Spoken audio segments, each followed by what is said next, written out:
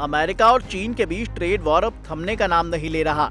दोनों देश एक दूसरे पर भारी टैरिफ लगा रहे हैं। इसका सीधा असर पूरी दुनिया के बाजारों पर देखने को मिल रहा है।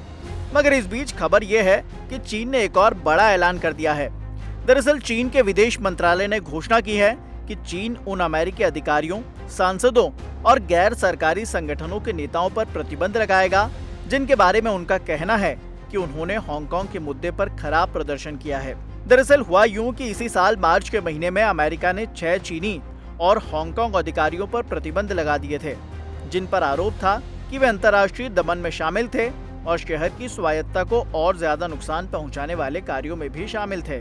जिन अधिकारियों पर प्रतिबंध लगाया गया था उनमें न्याय सचिव पॉल लैम, सुरक्षा कार्यालय निदेशक डोंग जिंगवेई और पूर्व पुलिस आयुक्त रेमंड सियू शामिल थे। अब अमेरिका के खिलाफ जवाबी कार्रवाई में चीन ने कहा कि हम इन कृत्यों की कड़ी निंदा करते हैं। चीनी विदेश मंत्रालय ने एक बयान में कहा कि अमेरिका ने हांगकांग के मामलों में गंभीर रूप से हस्तक्षेप किया है और अंतर्राष्ट्रीय कानून के सिद्धांतों का उल्लंघन किया है।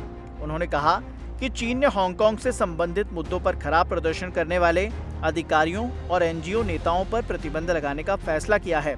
उन्होंने ये भी कहा कि ये प्रतिक्रिया विदेशी प्रतिबंध विरोधी कानून के अनुसार की गई है। हालांकि उन्होंने इस बारे में ज्यादा जानकारी नहीं दी कि किसे निशाना बनाया जा रहा है। चीनी विदेश मंत्रालय के बयान के बाद ये साफ है कि अमेरिका और चीन के बीच हांगकांग मुद्दे को लेकर विवाद और गहराता जा रहा है। माना जा रहा है कि इस मुद्दे पर दोनों देशों के बीच टकराव अब और ज्यादा बढ़ सकता है। उधर दूसरी तरफ चीन ने अमेरिका के साथ ट्रेड डील साइन करने वाले देशों को भी चेतावनी दे दी है। चीन का कहना है कि इस तरह के समझौते से बीजिंग को नुकसान हो सकता है। दुनिया की 2 सबसे बड़ी अर्थव्यवस्थाओं के बीच अब टैरिफ युद्ध में उनकी बयानबाजी और तेज होती जा रही है। चीन की चेतावनी ट्रंप प्रशासन की उन देशों पर दबाव बनाने की योजना के बारे में रिपोर्ट के बीच आई है जो अमेरिका से टैरिफ वार्ता की मांग कर रहे हैं ताकि चीन के साथ व्यापार को रोका जा सके। अमेरिकी राष्ट्रपति डोनाल्ड ट्रंप ने दुनिया के बाकी देशों पर 10% टैरिफ लगाया है, तो चीन को कई उत्पादों पर 145% तक का शुल्क देना पड़ रहा है। बीजिंग ने भी अमेरिकी वस्तुओं पर 125% शुल्क लगाकर इसका जवाब दिया है।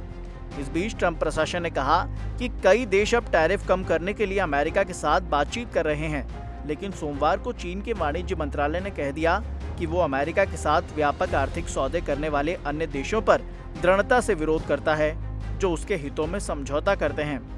बीजिंग के वाणिज्य मंत्रालय के प्रवक्ता ने एक बयान में कहा कि तुष्टीकरण से शांति नहीं आएगी और समझौते का सम्मान नहीं किया जाएगा।